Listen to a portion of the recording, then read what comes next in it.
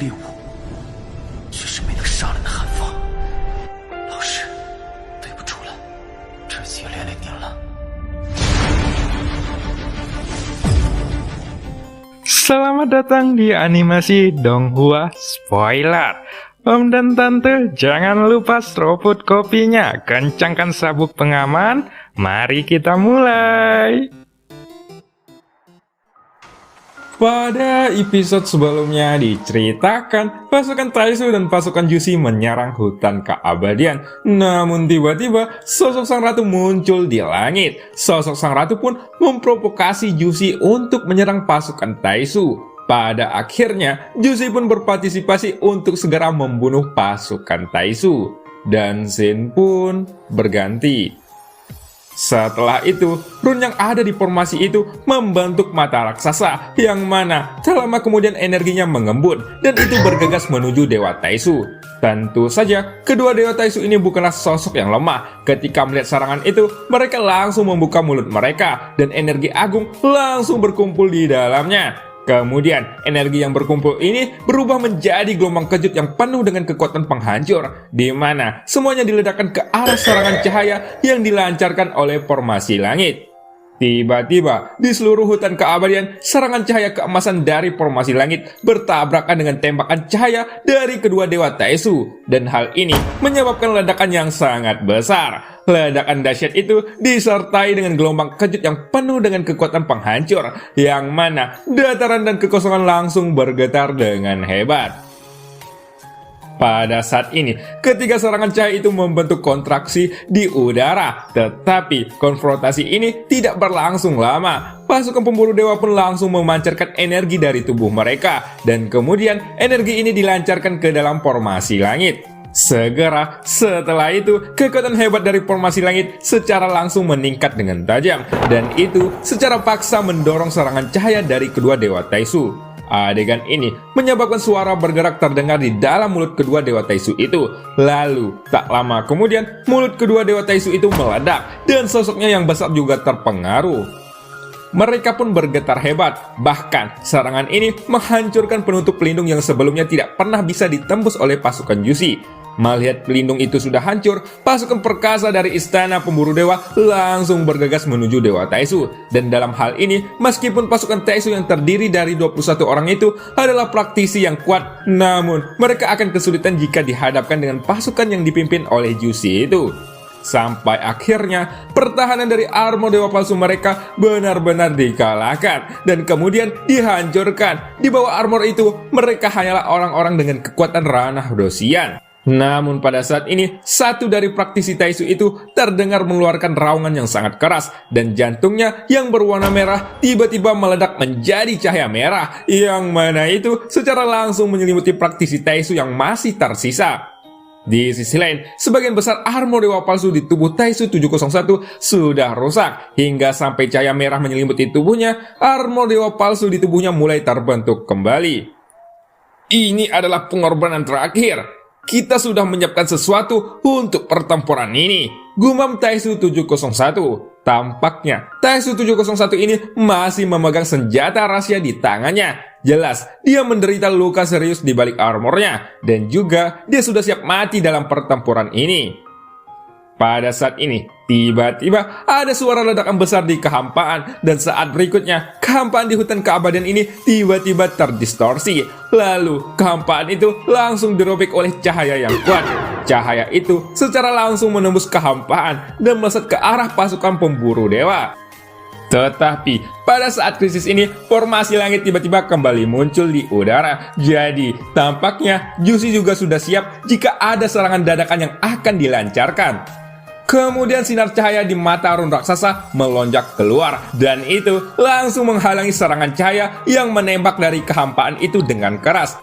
Saat kedua cahaya itu saling menyentuh, mereka menghasilkan ledakan yang lebih besar daripada ledakan sebelumnya. Dengan gelombang kejut yang sangat kuat, formasi langit pun terganggu.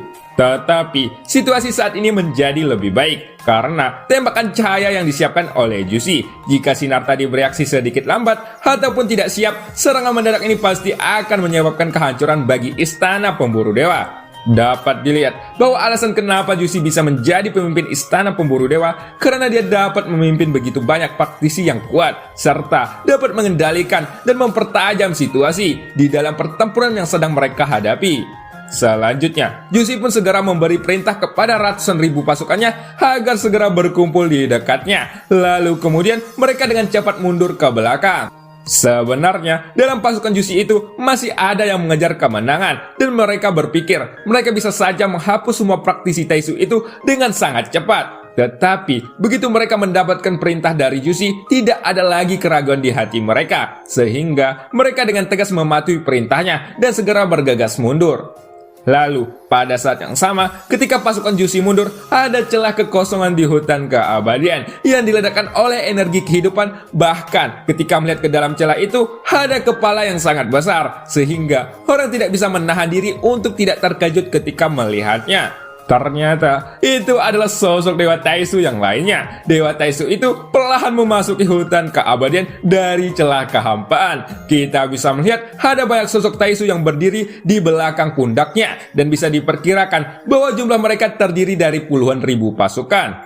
Tampaknya, dunia Taisu juga mengirim pasukan terkuat mereka kali ini, yang mana pasukan itu terdiri dari puluhan ribu praktisi Taisu yang sangat kuat, dan jumlah seperti ini belum pernah terjadi sebelumnya. Di sisi lain, ketika melihat pasukan Taisu yang perkasa, Jushi tidak bisa menahan diri untuk tidak tertawa pahit. Mereka jelas adalah bantuan yang awalnya dia manfaatkan untuk melawan sang ratu. Tetapi, sekarang mereka sudah menjadi musuh yang kekuatnya bahkan tidak dapat dijelaskan.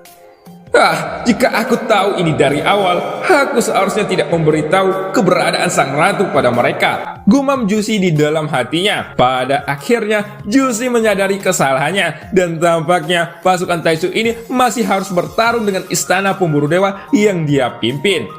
Kemudian, sembari memikirkan masalah ini, mata Jushi pun melihat ke arah sang ratu dengan wajahnya yang terlihat sangat tertekan. Namun, sang ratu tampaknya sudah tahu apa yang dipikirkan oleh Jushi ini, dan ia langsung berkata, jika pasukannya hanya itu saja, Istana Pemburu Dewamu pasti sudah lebih dari cukup untuk mengatasinya, ucap sang ratu sambil tertawa. Sang ratu tertawa ketika melihat wajah Jushi, dan pada saat melihat tanggapan sang ratu, kini Jushi langsung mengerutkan keningnya. Tampaknya wanita itu akan menyerahkan pasukan Taisu ini kepada dirinya dan juga pasukannya. Akan tetapi, ketika Dewa Taisu pertama keluar dari celah kekosongan, tiba-tiba ada Dewa Taisu lainnya yang mengikuti di belakang mereka. Yang tampaknya, Dewa Taisu itu juga mengangkut pasukan yang tidak lebih sedikit dari Dewa Taisu yang pertama. Tentu saja, ketika melihat kedua Dewa Taisu yang sudah muncul di hadapannya, wajah Jushi pun tiba-tiba berubah menjadi hitam, yang mana sepertinya dia tidak akan mengharapkan hal ini sebelumnya. Operasi pergerakan dunia Taisu benar-benar tidak biasa. Bahkan, jika Istana Dewa Pemburu dapat melawannya, jika mereka menang, mereka pasti akan membayar harga yang sangat mahal. Dan harga seperti itu bukanlah yang diinginkan oleh Jushi. Meskipun tidak banyak sosok yang berada di atas monster raksasa kedua ini, beberapa sosok yang berdiri di punggungnya ini masih memancarkan rasa penindasan yang lebih kuat. Jadi, jelas bahwa kelompok yang terakhir itu lebih kuat. Lalu, ada sosok yang tengah berdiri di garis depan kerumunan. Sosok ini jelas berbeda dari orang-orang dunia Taisu di sekitarnya. Itu karena sebagian besar praktisi Taisu ini tidak pernah melepaskan pelindung kepala mereka. Dan hanya dia yang menunjukkan wajahnya di balik tebal armor dewa palsunya. Orang ini memiliki alis tebal dan sorot matanya setajam pedang. Orang-orang yang ada di sekelilingnya juga bisa merasakan keagungan dari penampilannya. Setelah melihat sekitar, pandangan pria itu segera beralih ke sosok monster raksasa yang sudah jatuh. Dan sepertinya monster itu tidak bisa bergerak. Lalu dia melihat para praktisi Taisu yang hanya tersisa lusinan orang. Dan akhirnya matanya terkunci pada sosok Taisu 701. Hei, Taisu 701, apa yang terjadi denganmu? Tanya pria itu. Tuan Xinghui, ini adalah perbuatan Istana Dewa Pemburu. Lihat itu mereka semua ada di sana bersama pemimpinnya, ucap Taisu 701 sambil mengangkat tangannya dan menunjuk ke arah kerumunan di Istana Dewa Pemburu. Oh, Istana Dewa Pemburu, ucap pria yang bernama Xinghui itu sambil ikut juga menunjuk ke arah pasukan Jushi. apakah leluhur dari istana Dewa Pemburu ada di sini? Ucap Xing Hui sambil berteriak dengan suara yang dalam, dan aura yang agung pun menyebar keluar dari tubuhnya. Segera, dua tubuh avatar milik Jushi mengangkat kepala mereka secara bersamaan untuk melihat sosok yang tengah berdiri di sana, dan salah satu dari mereka pun berkata, "Ya, benar. Aku adalah leluhur, dan aku adalah sang pemimpin dari istana Dewa Pemburu," ucap Jushi sambil berteriak keras dan melambaikan jubah lengan bajunya. Sementara itu, mulut sang ratu juga sedikit terangkat ketika dia mendengar kata-kata Jushi ini. Tampaknya, meskipun dia tidak menyukai Jushi, itu masih tidak terduga. Ini karena baik Jushi ataupun Xiaoyan, mereka adalah reinkarnasi dari sosok dewa tertinggi. Jadi, mau tidak mau, sang ratu dapat merasa lebih baik tentang hal itu. Istana Dewa Pemburu memang sangat luar biasa. Dunia Taesu tidak ingin memprovokasi Istana Dewa Pemburu kamu. Tapi, aku tidak menyangka bahwa Istana Dewa Pemburumu akan mengambil inisiatif untuk melakukan pertarungan, ucap Xing Hui. Jika dalam pandanganmu itu mungkin sepadan karena kami berada di dunia ini, dalam kelompok yang cukup besar, tapi dalam hal pertarungan kali ini, kemungkinannya tidak mustahil untuk menghancurkan Istana Dewa Pemburumu, ucap Xing Hui kembali. Pria bernama Xing Hui ini berkata dengan suara dingin, dan Jushi juga bisa merasakan adanya tekanan dalam setiap kata-katanya. Namun, sebenarnya Xing Hui tidak pernah menganggap serius masalah dunia Taesu, dan alasan mengapa dia tidak melakukan apapun pada Istana Dewa Pemburu adalah karena dia merasa bahwa Istana Dewa Pemburu ini tidak akan menimbulkan ancaman bagi mereka sama sekali. Tapi sekarang, Istana Dewa Pemburu nyatanya sudah benar-benar memprovokasi dunia Taesu, dan kali ini Istana Dewa Pemburu juga secara langsung membuat mereka tidak dapat disembuhkan. Tentu saja, jika sebelumnya tidak ada gesekan antara Istana Dewa Pemburu dan dunia Taesu, mereka pasti akan menjaga jarak satu sama lain. Namun tanpa diduga, dalam sekejap mata itu mencapai titik di mana kedua belah pihak harus berperang. Apakah kamu ingin menghancurkan Istana Dewa Pemburu? Tapi dengan hanya mengandalkan bajingan sepertimu yang mengenakan sepasang kulit kura-kura, apakah itu layak? Ucap Jushi sambil mengangkat sedikit sudut mulutnya. Setelah mendengar hinaan ini, sosok Xing Hui pun langsung tidak ingin berkata omong kosong. Lalu, dengan lambaian lengan bajunya, 10.000 orang di atas punggung monster raksasa itu langsung bersiap untuk pertempuran. Dan tampaknya dia berniat untuk langsung melawan Istana Dewa Pemburu di sini. Tampaknya, dalam pandangan Xing Hui, meskipun Istana Dewa Pemburu ini memiliki keunggulan absolut dalam jumlah, semua pasukannya masih tidak memiliki rasa takut.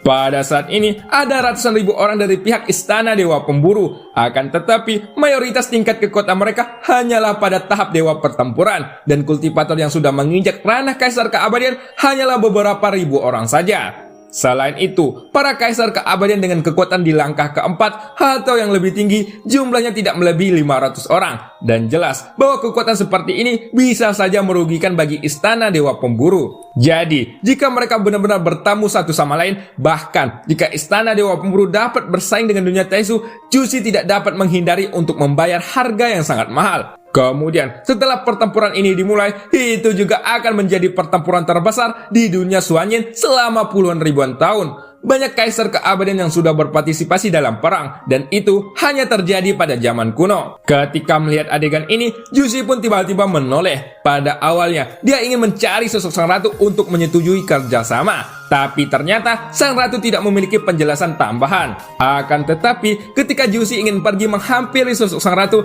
dia menemukan bahwa sosok cantik yang tengah memegang kelinci itu ternyata sudah menghilang. Alasannya juga tidak diketahui. Segera, wajah Jushi pun membeku pada saat ini, dan sepertinya tindakannya ini sudah diperhitungkan oleh sang ratu. Jadi, mau tidak mau, Jushi harus menerima masalah ini sendirian.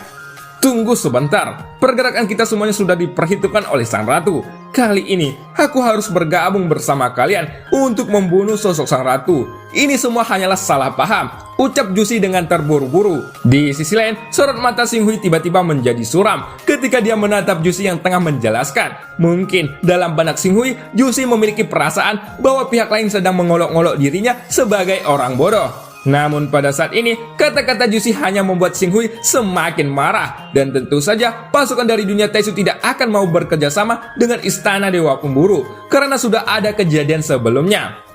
Lalu, dengan gelombang jubah lengan baju Xing Hui, puluhan ribu orang dari dunia Taisu naik ke langit. Pada saat yang sama, kedua monster raksasa itu juga memberi mereka berkah dari kekuatan yang berbeda. Dan hal ini langsung meningkatkan kekuatan tempur 10.000 orang ini menuju tingkat yang baru. Di sisi lain, ketika melihat adegan ini, Jushi mengutuk di dalam hatinya. Dan di dalam benaknya sendiri, dia terus memikirkan sang ratu yang memiliki banyak taktik. Bagaimana bisa dirinya mempercayai kebohongannya dengan mudah? Tapi, hal itu bukanlah karena hati Jushi tidak stabil dan dia tiba-tiba mematuhi keinginan sang ratu. Faktanya, Jushi sudah disihir oleh sang ratu. Tanpa disadari, ini juga semacam kekuatan. Bahkan, sebelumnya, sudah ada orang-orang yang mematuhi apa yang sang ratu katakan tanpa menyadarinya. Dan itu juga merupakan kekuatan dari sosok sang ratu.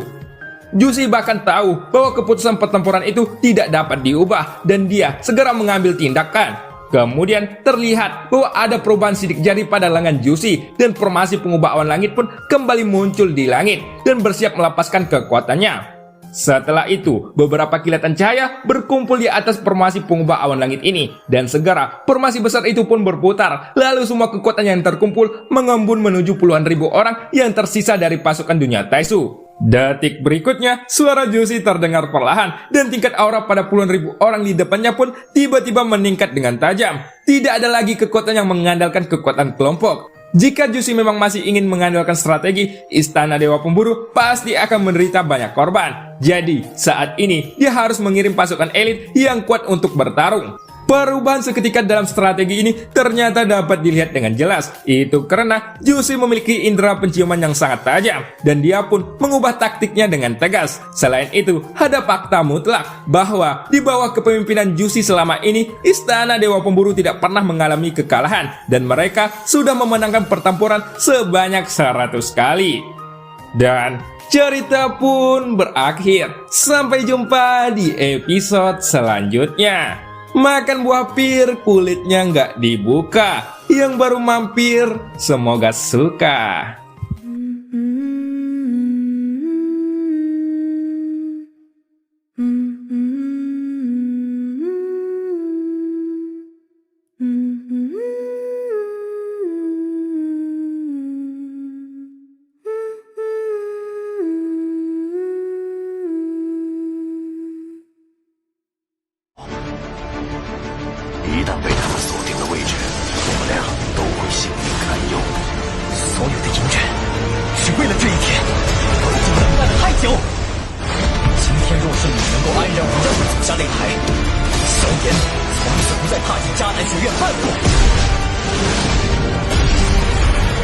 他迟早会发现的。既然如此，就给他一个惊喜吧。今天我不会让你们两个彻底的闭上嘴。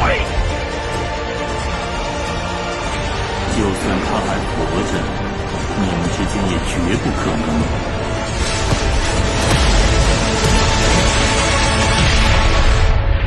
加玛帝国云岚宗，萧炎回来了。